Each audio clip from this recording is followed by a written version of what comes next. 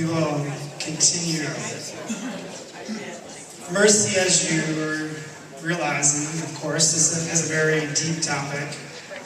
Most of what I shared with you there on mercy is from St. Thomas Aquinas and his Summa Theologica. And most of what I'm going to share in terms of forgiveness comes from Dr. Robert Enright. And Dr. Robert Enright has written at least 4 books now. His most recent book is called Forgiveness Therapy. It's going to be out in the next couple days. But his original book was called Forgiveness is a Choice. And I'm going to just pass these books around so you can have a chance to look at them a little bit. Forgiveness is a Choice is a very unique book because it's giving you all the tools to be able to forgive in one book, basically. And he's laid it out so that you can follow his instructions and learn a lot about how to forgive someone. There's also the Forgiving Life. Dr. Robert Enright again says that forgiveness can become a lifestyle. It's something that there can be a forgiving person, there can be a forgiving family, there can be a forgiving church, a forgiving parish, a forgiving workplace, a forgiving school. And he talks about that. His other book is just helping clients forgive. It's a little bit more technical, but I'll pass that around as well. I have this quote here that there is no love without forgiveness, and there is no forgiveness without love. And, I think it's true that forgiveness is tied to love, to being able to love, to being able to receive love. There's an interconnection. And what I want to share with you is just Dr. Enright's definition of forgiveness. It's a little dense, but we're going to pull it apart. So let me just say it out loud to you one time, and then I'll pull it apart. So forgiveness is overcoming resentment toward an offender, but not denying yourself the moral right to such resentment as you try to have a new stance of benevolence, compassion, and love toward the offender, even though the offender has no moral right to such a merciful response. So as you can see, even in that definition, that mercy is kind of built into the definition. That as you're forgiving them, you're giving them a gift of mercy, a gift of compassion, and you're giving them the gift of being able to be forgiven for what they've done. So breaking it down a little bit, forgiveness is overcoming resentment. And it's funny how you think you understand things and then you realize how much you don't understand. And even coming here, I never really thought, what does resentment, what does that word even mean? Resentment. Well, my simple definition, which I like, is that it's a reoccurring anger. So, because of something that's happened to you, someone that's hurt you, an offense, over and over again, you just keep getting angry about it, over and over again. That's what resentment is. And so, forgiveness is overcoming resentment that you have towards another person. And at the same time, it's not denying that you've been hurt. It's not about denial. You have been hurt. That's part of it, accepting that you have been hurt. And then again, it's also compassionate love that you show towards another person. They don't necessarily deserve to be forgiven, but you're showing them compassion and love because they're a human being. And finally, it's an unconditional gift. You're recognizing that you are choosing to give someone else a gift. So that's what forgiveness is. And I want to just reflect a little bit with you on what forgiveness is not. So I think a lot of people have a misconception of what forgiveness is.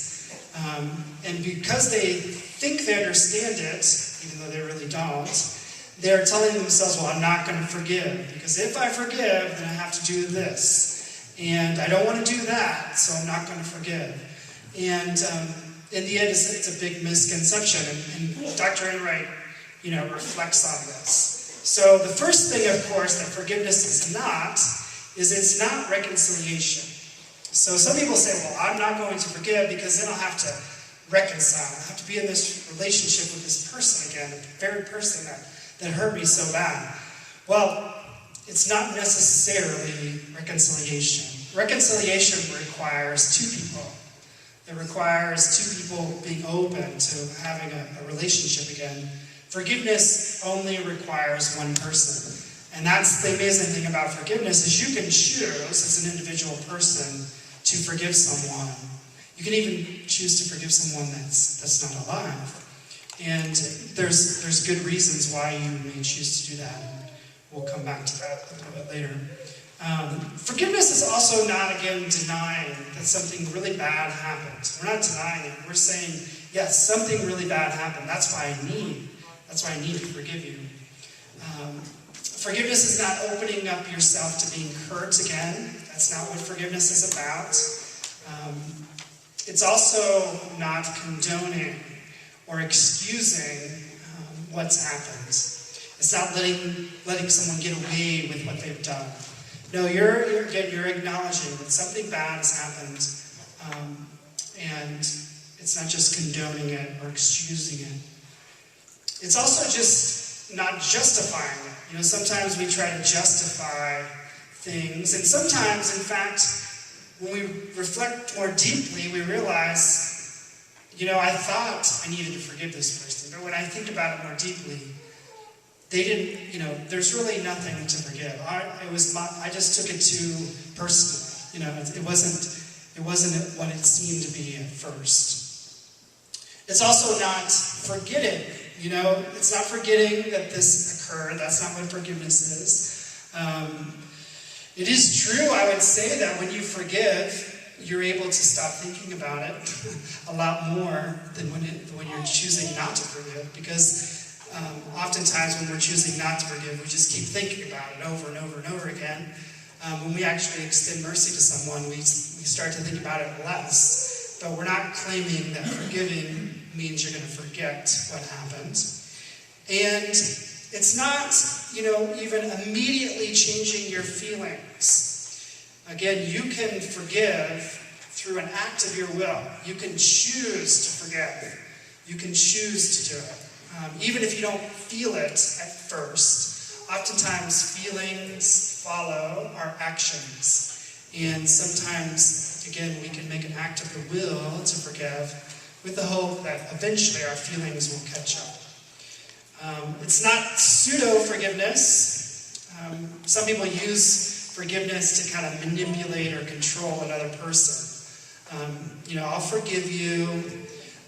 They're kind of holding it over them, holding themselves up as superior, as at the same time they claim that they're forgiven. That's not what we're talking about. And finally, it's not a choice between justice and mercy.